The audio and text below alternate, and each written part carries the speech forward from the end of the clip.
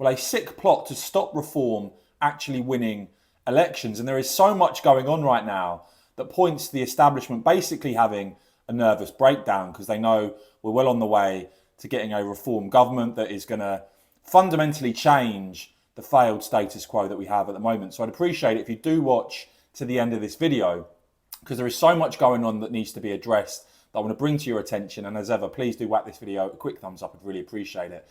Now, a big part of this is the BBC I want to start with, who of course have form. We know on numerous occasions they've been forced to apologise to Nigel Farage. And the BBC's big defence has always been, oh, we're criticised from left and right. That's why we're in the middle. That shows we're impartial.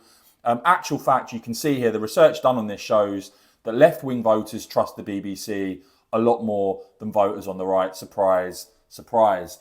But we have seen an increasingly unhinged approach, I'm afraid, from the BBC. We've seen this research recently from Reform that shows the BBC reported on 95% of Reform councillors who have resigned, defected or been suspended or expelled. That compares to just over 15% of Labour and Conservative councillors who lost the party whip. Did you know, for instance, that Labour lost 207 councillors and the Tories 182 at the same time that Reform lost 42? And you've got Richard Tice saying that these new numbers are staggering and raise serious questions about the BBC's impartiality. And I'm afraid things got a lot more bizarre and disturbing this week. Well, thank you so much to YFood for sponsoring today's video, and I've been absolutely loving, in particular, the funky peanut at YFood that I have after I go to the gym, have my breakfast, do some work. These bottles are brilliant for lunchtime.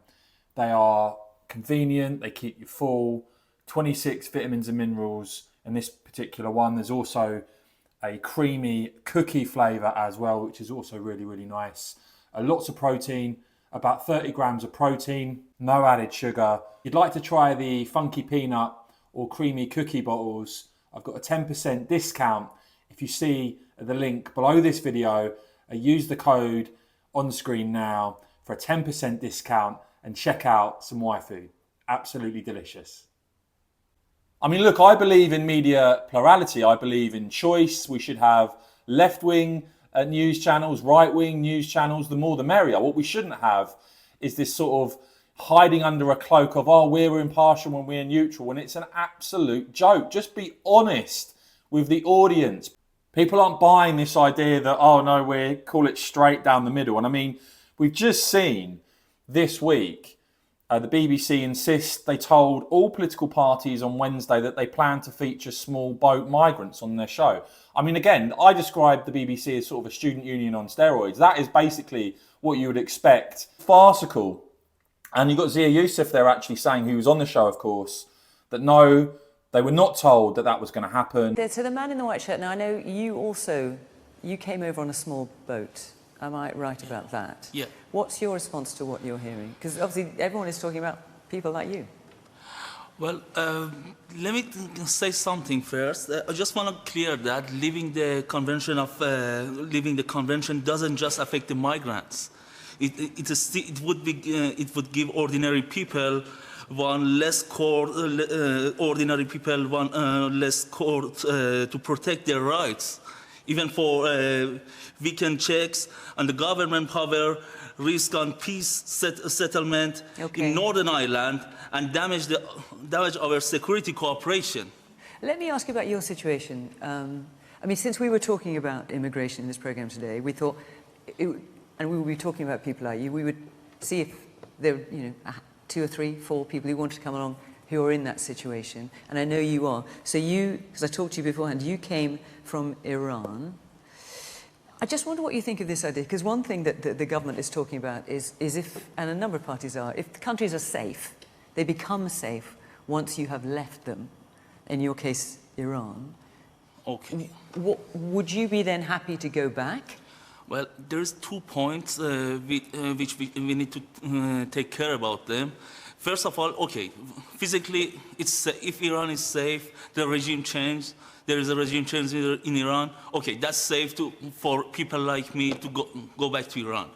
But the second thing, which we need to take care about it is, for example, for me, I have a 4-month-old daughter, so she born here, and she's growing up here. She will growing up here, learning English, learning how to read and write English, and she won't know how to read and write Farsi or even speak Farsi.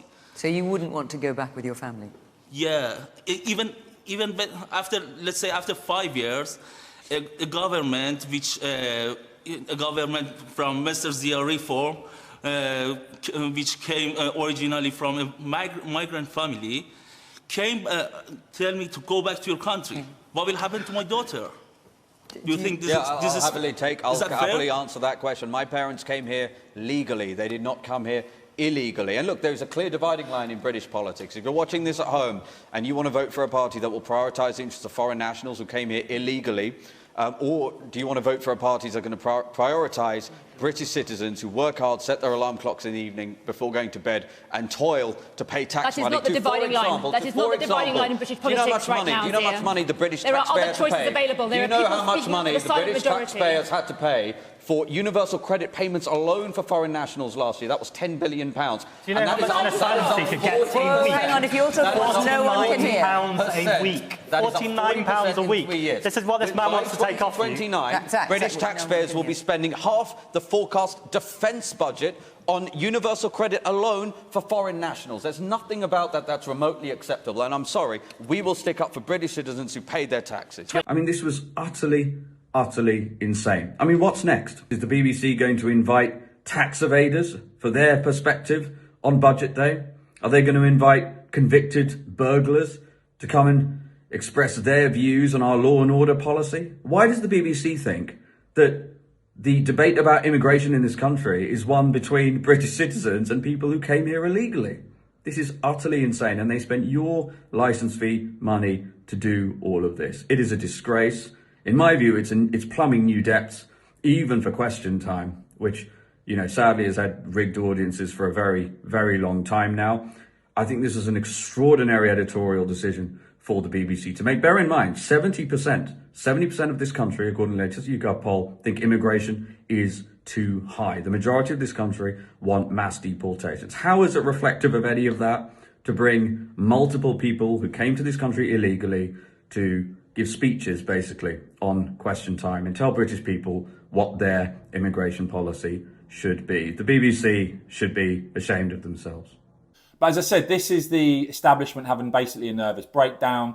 And what we can see now is that in terms of the English elections, the mayoral elections that now have seemingly been postponed for 2 years, various forecasts, various bits of research show, surprise, surprise, Reform were on course to win all 4 elections. So that would have meant a further 4 Reform elected mayors were well on the way, but these elections now being pushed back years. As I said, this all shows you, I think, the nervous breakdown that you're starting to see the establishment have. Some of the attacks that you're seeing against Nigel Farage and Reform are frankly ludicrous. My advice is try and stay cool, try and stay calm, try and stay focused, because ultimately this is all happening because we're winning. As ever, guys, please do whack this video a quick thumbs up. I'd really appreciate it. And of course, as ever, cheers for watching.